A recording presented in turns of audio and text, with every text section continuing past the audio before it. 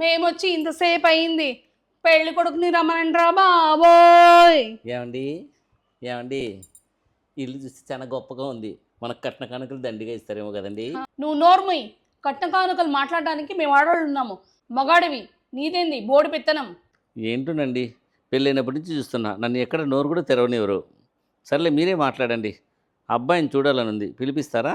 Gayatri sir, ఇల్లు చూడండి ఎంత బాగుందో. కట్న కానుకలు బాగా ఇస్తారు. ఏదేమైనా నాకు మాత్రం 2% ఇవ్వాలి. నీ కమిషన్ సంగతి పక్కన పెట్టరా బాబోయ్, ముందు పెళ్లి కొడుకుని రమ్మనంట్రా బాబోయ్. వసే మమ్మీ, ఈ పెళ్లి కొడుకు వచ్చేకి చాలా లేట్ అయ్యేలాగుంది. వెళ్ళి కాస్త దమ్ము కొట్టొస్తాలే. అయ్యో రామా, ఇదే మాత్రం తల్లి. పెళ్లి చూపులకు వచ్చినావు, శుభమా అని 5 నిమిషాలు ఆపుకోలేవా? పెళ్లి చూపులు అయిపోయిన తర్వాత నువ్వు వెళ్ళి కాల్చుకుందులే మా సిగరెట్టు. ఆపుకో రాకుండా పోతుంది. ఏమంటే మీరనే చెప్పండి. ఏయ్ నోర్ముయ్, ఆడవాళ్ళు నచ్చినట్టు చేసుకుంటాం, మగాడివి నీకెందుకు? నాకు గాని కోపం వస్తే ఇక్కడే తాగిస్తా సిగరెట్.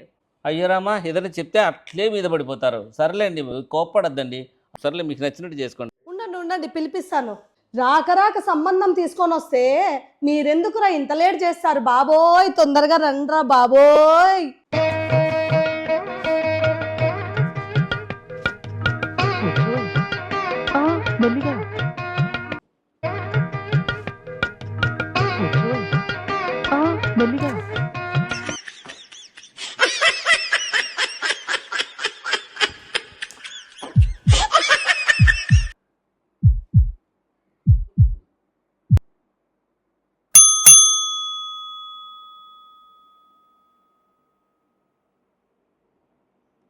నమస్తే వదిన గారు. నమస్తే అన్నయ్య గారు. ఏమండి, అబ్బాయి చాలా అందంగా ఉన్నాడు కదండి. నువ్వు నోర్ముయ్, నీకెందుకు అవన్నీ? గాయత్రి సార్, అబ్బాయి బాగున్నాడు కదా, సంబంధం కలుపుకోండి. అబ్బా, అలా ఎలా కలిపేసుకుంటామండి? అబ్బాయికి వంట వరపు వచ్చో రాదో, మంచి చెడు కట్న కానుకలు అన్నీ మాట్లాడుకుంటూ కలిపేసుకుంటామా ఏంటి? బాగా చెప్పినావే. ఇగో అబ్బాయికి వంట చేసేది వచ్చా? పాటలు ఏమైనా వచ్చా?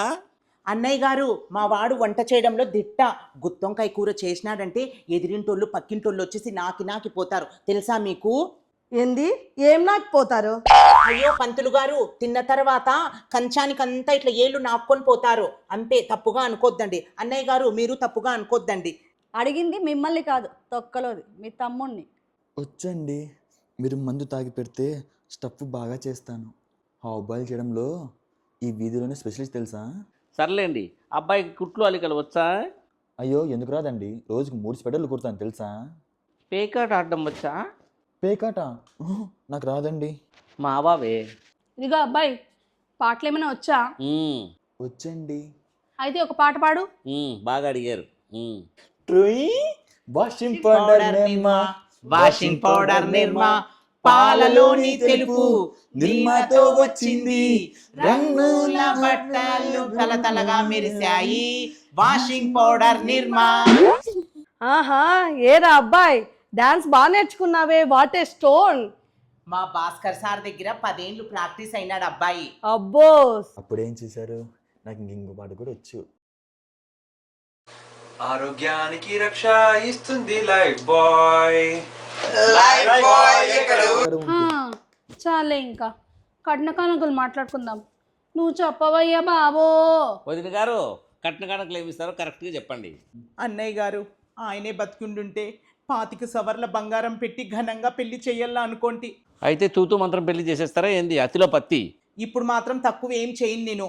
ఇప్పుడు 2 జాడీల ఊరగాయి, 2 గల్ల లుంగీలు, 2 గల్ల బనీన్లు, 2 కడ్రాయర్లు, 2 ఫుల్ డ్రాయర్లు, 2 కరింబిడీలు కట్ట, కాపురానికి పోయేటప్పుడు నులక మంచము, పెద్ద పరుపు, దాని మీదకి 2 రగ్గులు ఇచ్చి పంపిస్తాను అన్నయ్య గారు. మరి ఆడపడుచు లాంఛనాలు?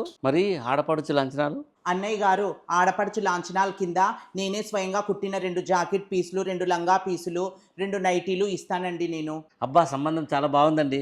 నాకైతే సంబంధం నచ్చింది. మరి మీకు? ఏమే, నచ్చాడా? నాకు ఓకే మమ్మీ. సరే, అయితే ఈ అబ్బాయి మన ఇంటి అల్లుడు. పోదామా?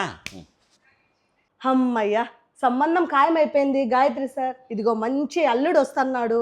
నా కమిషను కరీం బీడీలు కట్ట గట్టిగా ఇచ్చుకోవాలి మరి. ఓకే, శుభం భూయాత్.